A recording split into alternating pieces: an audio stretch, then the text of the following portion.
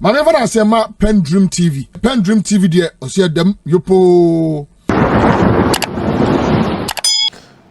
You're watching Good Morning Ghana on the Metro Television. My name is Audu Moro. Special edition, holiday edition. We call it the Eid al-Fitr edition of Good Morning Ghana. Yes, today is our day and we're proud of that. Well, once again, thanks to the government of the day for giving us a second holiday. But we still have to talk, don't we? Because there's always something to say and there's always a conversation to be had as far as this, to be had in this, as far as this country's affairs are concerned. Now, one of the things that we want to talk about this morning is that there have been some movements as far as party affiliations are concerned. So basically, some people are leaving the NPP and they're joining the NDC, and they're giving all kinds of reasons why they're joining the NDC. And Musah that's what Musah Dankwak has been tracking in the last few months or so. And he's come up with some very interesting revelations and very interesting outcome of the polls that he's been conducting, and he's taking time off his very, very busy schedule. And here I want to apologize to Musah Dankwak, because Musah Dankwak, initially we were thinking that we could have him join us very early in the morning, but something came up. In fact, he was here as early as 7:15, but we had to do that the Ghana Impact Summit interview before him, and so we've sort of disrupted his program for the day, and we sincerely and unconditionally and unreservedly apologize for disrupting his program for the day. He's a very busy man. That's what a lot of people don't know. To get him to the studio is not a joke. But of course, relationships, and he's a very good friend of mine. He's almost like a brother, and he's very good friends with Metro TV as well, the Ignite Media Group. So yes, he's forgiven us for disrupting his program for the day, and we celebrate just for that. So Musah Dankwak is here. He is the Chief Executive Officer of the Global Info Analytics, one of the most talked about, reputable, very credible polling organizations in this country. He's just taking time off his exercise. He's very busy to join us. So Musah, assalamu alaikum, and we say it in Hausa, called Lafia. Wa alaikum assalam and Lafia lo. Yes. We're so grateful that you've been able to make time to join us. We're so grateful, and once again, our sincere, deepest apologies for the disruption in your program today, or your plans for today. Now, just yesterday, and as you do from time to time, I am lucky, fortunate to be one of the recipients of the polls that you conduct, and so as soon as you're done, you send me the report. Now, of course, the production team looked at it and said, look, this is very interesting, because as far as we're concerned, this is actually the first time you're doing something like this. We're talking about movement in party affiliations, and so I may be wrong, and you can correct me on that, but we just thought it was quite interesting what exactly could be happening, where you have a situation where the NDC appears to be gaining more grounds, more momentum in terms of people joining the NDC and people leaving the NPP, and we're asking what could possibly be happening. So this is the summary of your findings. We're saying that the latest Global Info Analytics poll for the first quarter of 2026 continues to show shifts in party affiliations compared to the December 2025 polls. The poll shows the governing NDC stretching its advantage in party affiliations, while the main opposition NPP continues to lose grounds. Okay, the poll, which is conducted between 5th to the 23rd of March 2026, shows voters who openly associate themselves with the NDC has increased from 41% to 45% between December 2025 to March 2026, while the NPP declined from 26% to 25%. Data from the swing regions, we're talking Greater Accra, Central and Western, which are critical in winning elections in Ghana, is more alarming for the main opposition, as the NDC now has 53% support compared to 24% for the NPP. Musah, first of all, why have you decided to take or to conduct this poll first? Because typically when we hear from you, is that as a by-election or the main elections and so on and so forth. You rarely do polls that talks about just movement or shifts in party affiliations. I mean, like I said, I may be wrong. No, we've been doing this for ages. Oh, wow. Okay. I think let me set this record straight. Right. To everyone watching this program today. Okay. We have a published calendar. Okay. Polling calendar. Right. And that calendar says in the first quarter of each year, March, April, second quarter, June, July, third quarter, September, October, fourth quarter, December. We would publish our tracking poll. We call it the National Tracking Poll, quarterly, rain or shine. Right. Whether government is in trouble or Ghana is in trouble, that quarterly calendar will be complied with. Okay. That is the calendar we've published to the whole world, because the people who consume this data are not just from Ghana here. There are international bodies that consume this data, and that calendar is fixed calendar. It does not matter what is happening in NPP or NDC, we don't care. That report will come out. And if you look at our report, we always refer to the previous period, what we were told by voters in the last period, last quarter, and what they are saying now. So they can have a perspective of what the movement, if any, are in the data. We also provide a tracking data. Sometimes it goes back to 2024, which we have done in this report. We have provided a party affiliation of people openly saying they are NPP or NDC from October 2024 all the way to today. So we can see the trend of the movement that is happening. So we've been doing this more every 90 days, rain or shine. Oh, that's good. That's great. That's why I had to issue that caveat that I stand to be corrected. And I'm happy that you have set the record straight on this matter. And I'm so grateful for this. Now, what did you seek to find out? How many places or how many constituencies did you, poll the respondents? And also how many regions, what sample method you used, confidence level, etc., margin over a survey type. Walk us through all of that this morning. Look, in this engagement, we spoke to about 12,472 voters, both in the face-to-face in the field, on telephone, and few also using the web mode. Now, these are random sampling of voters across. We don't target anybody. Okay. So the numbers that you see, the natural response from people we met randomly on the street. Right. And we have used a 99% confidence level and a margin of error around 1.4%. And as we indicated, the samples were drawn between 5th and 23rd March, which is today. Okay.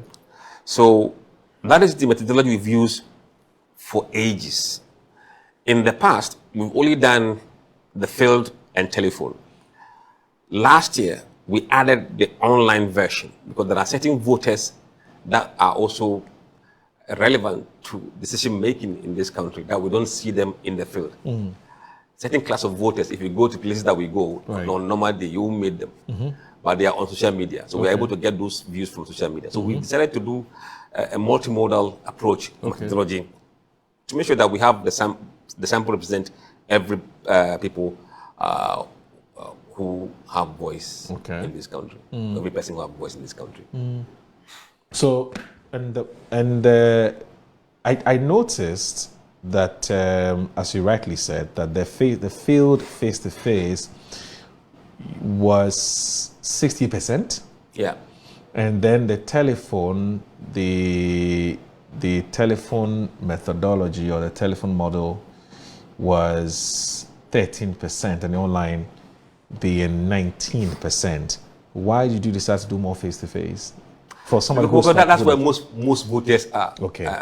Most voters will not be on telephone. We don't have all telephone numbers. Right. The phone numbers here are people who have met in the field over the last period that we call them back. Right. So for them, we are tracking their poll in the sense of what we call a tracking poll. What we call a longitudinal survey for them. But people in the face-to-face, most people, majority of voters are not on telephone. Right. You can't get them on the internet. So ideally, they should have the bigger representation from this sample. And also notice that there are more females. There are more males than females. So you have 59% for males and 49% for females. Of course, that, like you said, is not targeted. It's still random. It depends on if you look at the face-to-face, okay, that will have much more closer percentage. Okay. Because in the field, we're able to manage how many women we engage and how many men we engage. Because you can see them physically, facially, and decide, I've done enough men, let me make sure that we are balancing it up with female. Okay. When you are doing it on telephone, you can also apply the same thing. But online, you don't determine who responds to the survey online. So the online tend to skew the gender a bit. But broadly, we want to understand the views of those who are on social media. And that's why it's important. So in some cases, if you want to kind of find the true voice of women voters, we adjust the weight to reflect the EC voting population structure. And then for age groups, 35 to 44 were the highest. Yeah. 36%. Yeah. 18 to 24, which is more like the youth group, that's 7%. And then you also have between the 25 to 34 year groups representing 34%.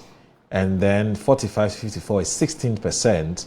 55 to 64, 5%, and the 65 plus 2%. Is there something to say about this? Yeah, this is consistent in the sense that if you look at people who vote in this country, about 78% of them are 44 and below. Okay. If you add this data, it's about 77%. This is 1% shy of what we've come to know.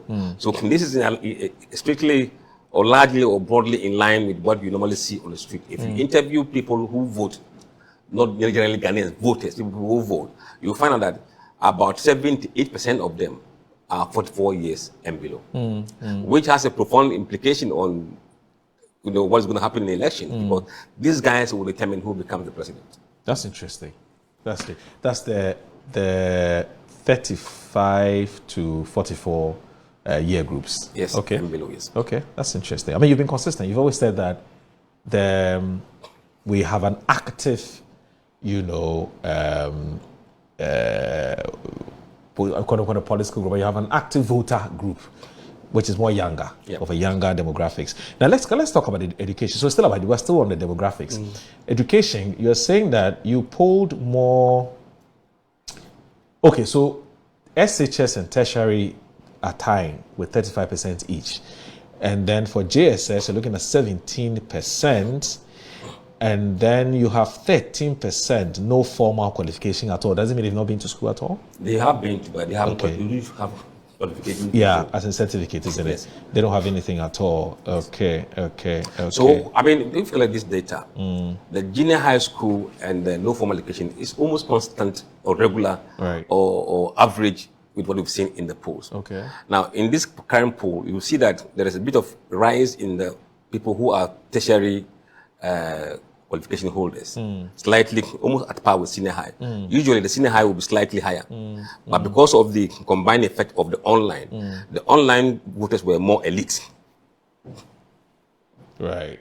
So they helped that ratio to go up. But if you go back to the face-to-face, you realize that senior high school will be slightly higher than the tertiary qualification. Makes sense. Most important thing is that those without formal qualification, the number is around 10% to 13%. That is the number that is very consistent. Right.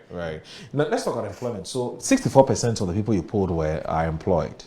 So there's more. You spoke to more people who are employed than those who are not employed. So 24% you're talking about unemployed, 11% were students, and then 2% are pensioners. I think this is broadly consistent with what we've seen in many of the polls. If you take our polls over the last four or previous 3 quarters, you will see that these numbers are in line. Usually, if you want to see some of consistency in the data, compare the numbers from last year to this, and see whether there is a big swing or it's within some kind of small movement. And in most cases, you can see that it's in line with what we've been finding out. Let's talk about religion. So you interacted more with Christians, and that's 71%. It's no more. They are the number. Yeah, well. You're right. I mean, if you step off the street now, you're more Christians. More Christians. I think the Ghana Statistical Survey shows. I mean, and this is in line with the statistics of DSSS. Yeah, you're right. A Muslim around 21%. So this means that even if you don't believe in it, look at this demographic. It points to you that, look, this is what Ghanaians look like. You're absolutely right. You're absolutely right. So Islam, 21%. Other religions, 1%. Traditional is 4%. Why didn't you add traditional to other religions? Other religions are occasional. Yes, Sikhs and those ones. We want the traditional people to stand alone. What we've done here to try to reflect our structure of demography with that of the GSS, so that you can compare. Right. And then those who are non-religious, that's 3%. Yes. Okay. Perhaps they are probably agnostics.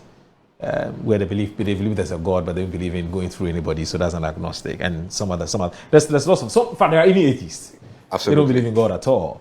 Anyway, so there's Islamic sects. Wow, this and the gets Christian interesting. sects. If you look at from the Christian denominations, Yes. the Pentecostal are dominant. Yeah. About 20% of the people are Pentecostal. Okay. Then you have the Catholics, about 19% from the sample we engaged. Methodists, about 19%. Presbyterian, about 17%. Charismatics, around 14%. Anglican, 4%. Other groups, 4%. SDA, 2%. And GW, 1%. Again, it's in line with with what I call the national statistics as well. So, and then let's talk about the Islamic sects. What is there to say? I mean, the Sunnis are the most dominant, about 51%. And then you have the Tijaniya group, around 17%. The Ahmadiyya, around 14%. Other sects, around 12%. And Shia, around 7%. What I would say that the other sects, mostly there are some Sunnis who don't know that they are Sunnis. So they will tell you they are others. So this is, we have this kind of bit of confusion between the Sunni and other people. So we believe that some of the others are actually Sunnis, but they don't know that they are Sunnis. That's interesting. Let's now look. You see, the reason why ethnicity for me and the religion factor for me is a very interesting one, because this, of course, I mean, you and I know, and it's not even you and I know, but I think that the records are there to show that the sense is that the NPP tends to enjoy more of their can votes, right, as compared to the NDC. And again, NDC tends to enjoy more of the Muslim northern votes as compared to the NPP. So I think that for watchers or consumers of this information must take the movements of the Islamic sects and the ethnicity thing very, very important. So walk us through the ethnicity thing again. I mean, from the sample we engage, okay, 46% of them are Akans. Wow. If you go to GSS, it's around 47%. So margin of error is 1.4. So it's within the margin of error. Maulid Dagbani is about 12% in this sample. Eves around 11%.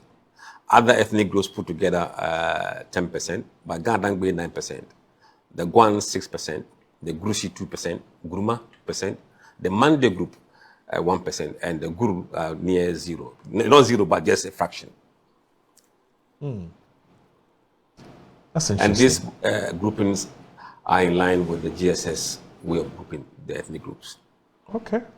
Now we'll revisit this when we return to the summary of the findings. Now let's talk about income levels. What is there to share? Yeah, we decided this time around to include income level of people we interview. Oh, so that's a new addition. This is a new addition we have done. Try to see whether there will be correlation between people's income levels and the choices they make in the end. What choices are the rich guys going to go for? What choices would the lower income people going to go for? It will give us a better insight in our predictions going forward. Okay. So from the sample we engaged, about 28% of them did not tell us how much they earn. They won't tell us. But 20% say they have no income. Wow. So they have no income that they can say, okay, I get this every month. No. So does that suggest they are living on the benevolence of people? Yes. And Hangu on daily basis. Wow. Okay. And then we have about 20% of them earning less than 10,000 Ghana cedis a year. Okay. Wow. And 15% earning between 10,000 and 29,000 or 30,000. 9% earning up to 50,000. 4% between 50 and 70,000. 1% between 70 and roughly 100,000. And only 3% are earning 100,000 and above per annum.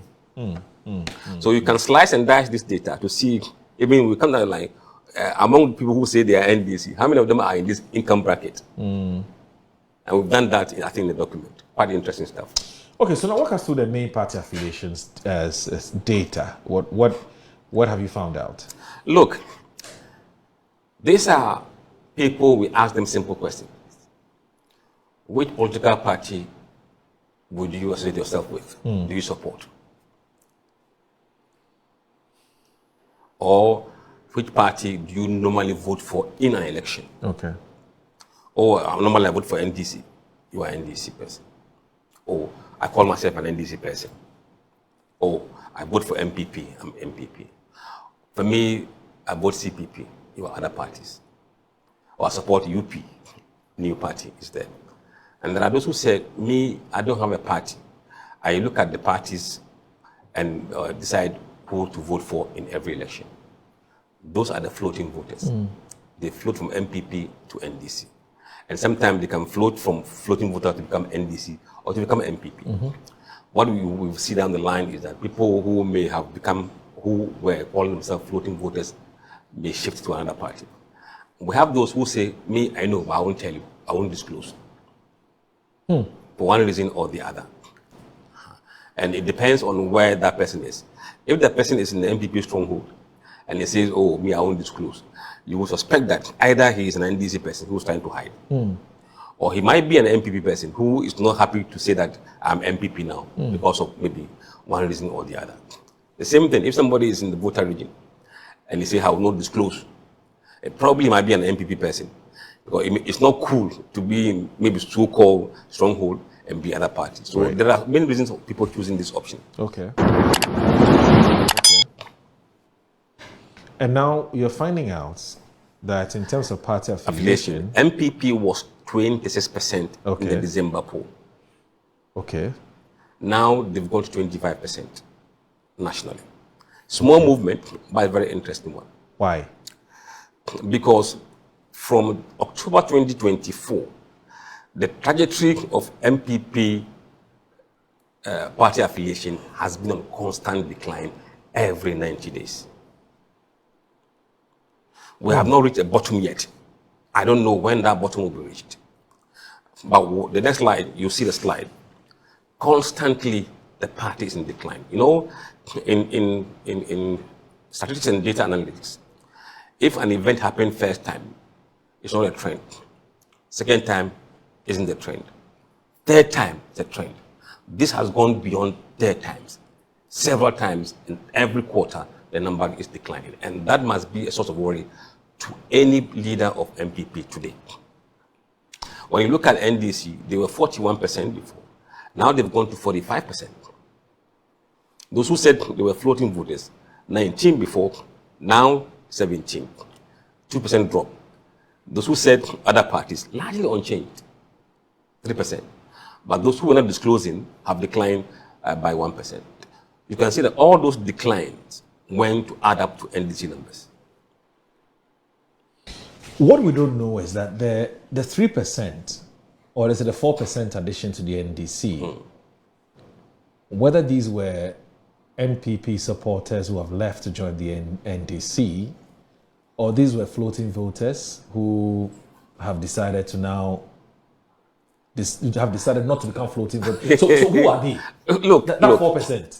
Look, 1% of them are NPP people. Quite clearly, from yes. From no, but hold on, Musah. No, does the fact that when you come to the regions, you see it clearly. Cool. Yet on the national basis, it tends to blur or blind the real movement. When we come to the regional numbers, I think it will sink in. Because I don't want us to assume that the fact that the NPP has dropped by 1% in itself is an automatic addition to the NDC. Sometimes NPP may decline, and that decline will go to other parties or floating voters or will not disclose. Yes. Here you can clearly see. When we get to regional. Yes. If the decline happened in 3 segments or 3 voting parties. Decline in NPP, decline in floating voters, and a decline in those who are not disclosing. Where did they go to? They didn't go to other parties. Well, other parties remained at 3%. It didn't change. So the sum of those declines is about 4%. And that 4% is what NDC got. Interesting. Let's go past these trends in political party affiliations, 3 months moving average with that. Let's now look at, because you see, the regional party affiliations is important. I think that it would make the picture clearer. On what you said earlier. So walk us through it. Now, let's look at, there will be some really frightening numbers here to watch. In Ahafu, Ahafu used to be NPP region. Yes. Now, NDC is dominant, 45% NDC and 23% MPP in Ahafo. These are one of the Akan blocks. In the Ashanti region, that is where, if you are an MPP this morning, I think the alarm bell should be ringing to you. MPP is 34% in the Ashanti region, unprecedented in our polling history. NDC is 30%. NPP lead NDC by 4 points in the Ashanti region. 23% of Ashanti region voters now say they are floating voters. Currently, if you look at where people who say they are floating voters are in the country, Ashanti region contributes the highest number of people or people who say they are now floating voters. It used to be Central region. No longer Central region. Now it's in the Ashanti region. That must be alarming. You look at the Bunu region, Akan region, NDC is 50%, MPP 22%. Bunu East, NDC 46%, MPP 23%. In the Central region, which used to be big floating voters, look at it now. NDC is 57%, MPP 19%. Only 10% today are floating voters in the Central region. Only 10%. There's a big shift. In the Eastern region, another big problem for MPP. 41% of people in their former stronghold or their stronghold say they are now NDC. This has been consistent in the last 2 or so polls in the Eastern region. Only 29% of them are saying they are now MPP. 16% are floating voters. Greater Accra, NDC is 53%, MPP 28%, 13% floating voters. Let's pick Northeast. Northeast, NDC is 36% today, MPP 21%. Northeast region. So if you look at the regions MPP won in the last election, they have now become minority except Ashanti region. Hey, Northeast region. Yes. NDC 36%, MPP 21%. Yeah. But and 21 say they are floating voters. Wow. But that's where the MPP's flag bearer comes from. Yes. That's Dr. Mahmoud Bawumia. And yet they've dropped in numbers. In terms of party affiliation. In terms of party affiliation. It doesn't necessarily mean that they will all vote for NDC. That's true. But it is the beginning of a problem because people tend to be partisan when they are voting. Yes, yes. So if your number is dwindling, it's more likely that on the voting day, they'll vote partisan way.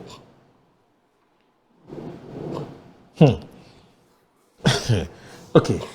All right. So you've given us you've given us Northeast. You are now going to Northern region. Yes, Northern region. Okay. Northern region, NDC 49%, MPP 26%, 18 Wow. floating voters.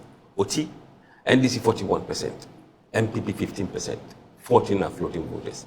In the Savannah region, NDC 41%, MPP 23%, and 17% are floating voters. In the Upper East, NDC 42%, MPP 13%, and floating is 30% in Upper East. Upper West, NDC 56%, 56%, MPP 21%, and floating 6%. In voter region, MPP is 13%, NDC 42%, but look at the floating voters, 23% voter region floating voters. Western region, NDC 44%, MPP 18%, 15 floating voters. But NDC must be worried, isn't it? In the voter region, yes. It tells you that you can't take anybody for granted. The same way it's happening in Ashanti region. 23% floating voters. The same proportion as Ashanti region. Yes. Stronghold of something very interesting is happening. It's happening. It means people are becoming a bit, they can live. Party affiliation is not ethnicity. You can't change your tribe. Yeah. Or you can change the club you support. Yeah.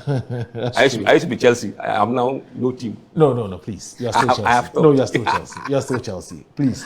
It's for better for worse. Better for worse.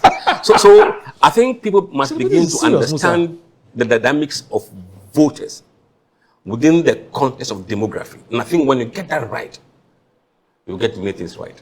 Wow. Both political parties have to be very, very, very, very careful with their strongholds. They need to employ demographers in their party research. Wow. Wow. Musah, let's go to Western region. Yes. Western region, look at it. I mean, 44% for the NDC. Yeah. NPP is 18%. Wow. Western North, NDC 40%, NPP 18%. Wow. Now, what we have done also is to look at the regional blocks, which put things in perspective. For example, swing regions. If you put all the swing together, as we mentioned, Okay. NDC is 53% in the swing regions. Greater Accra, Central, and Western. NPP 24%. In the Akan block, that's MPP's base. Akan block. NDC is 41%. Whoa. MPP 26%. And this is the most alarming, because if you can't really rally your people in your natural base, where else would you rally them from? Because Akan block is supposed to, as you said, a natural allies of the NPP. Yes, that's about 8 regions. The Ahafo, Bono East, Central, Eastern, Ashanti, Western, and Western North. 8 of them. Wow. And so we're now going to look at the Northern Bloc. Northern Bloc, NDC is 46%, MPP 23%. What appears to be still in control of the Northern. In the voter bloc, NDC is not even about up to 50%. They are 45% in voter bloc. 45% of people you polled in the voter region were proud to say they associated with the NDC. Yes. Wow. Voter LTs put together. There's a problem there. It's a problem. That's a big It tells you problem, allegiances. You know, they can move elsewhere. They may have moved to maybe floating voters. They may still vote with you. But if the 23% you talked about earlier is anything to go by, I think it explains why it's 45%. Yes. If it looks at that, both parties in their strongholds are growing more floating voters than hardcore party. Yes, supporters. that's what is beginning to happen. And that is a message that they should understand. If they don't get it now, I don't know when they will get it. So that if they don't get it, it will get to a point where there won't be anything like strongholds anymore. No. It will be battlegrounds. It's going to be transactional basis. What can you do for me? That's all. And that's what we are seeing. If you mess up in the performance, absolutely you will mess up in the election. It's no longer about allegiance and kind of... So the blind allegiance days are giving way. They are gone because we remember 78% of the voters are below 44 years. Yeah, right. Okay, so to put it in context. Yeah. Right. So, these are discerning voters. People. They read in between the lines. And mostly they can with tell senior if they're high taken for and granted or tertiary not. qualifications. Yeah. Wow. Yeah. Yes. Based on the numbers that the numbers in the report, there are more educated people who you are speaking to, and they can analyze things better. Now, region's contribution to MPP base ranked. Why is this important? It's very important. Okay. Today, if you lined up 100 MPP voters across the country, you will find that 24% of them come from Ashanti region. Okay. Another 24 come from Greater Accra. So Greater Accra come together provide about 48% of all MPP voters. Okay. So if you are not doing well in Greater Accra and Ashanti region, you are not winning the election. Right. If you look at the NDC, Greater Accra accounts for 26% of their voters. Yes, 26%. Followed by Central, 12%. Ashanti region, 11%. So their number is not heavily concentrated on 2 regions. They have diversified portfolio of... So they have a better spread. Better spread. So then what it means is that it will be difficult for one particular region to help you win the election for NDC. Yes, for the NDC. You need a broader coalition of regions to win.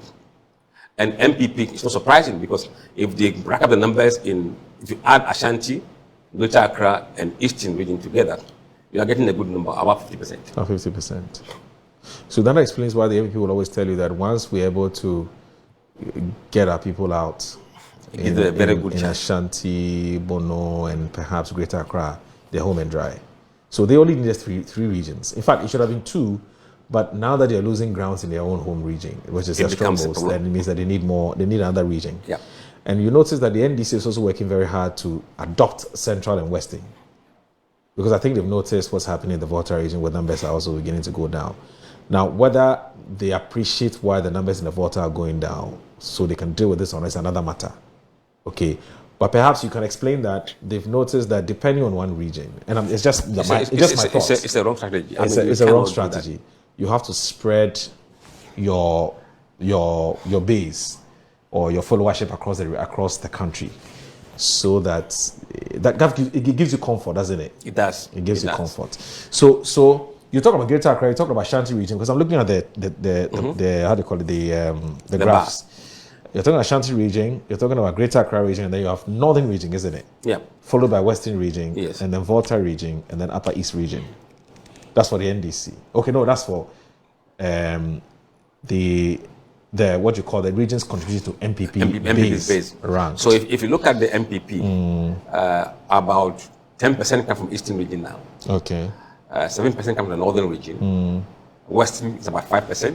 Okay. And Central region about 7%. Okay. So if you look at the big numbers, regions that are accounting for more than 5% or 5% or more, you have Western region, you have Northern region, you have Eastern region, Central region, Greater Accra, and Ashanti. About 6 regions account for a big number. Let me see. Yeah. For MPP. Okay. And NDC, you need to add a lot more because they are not kind of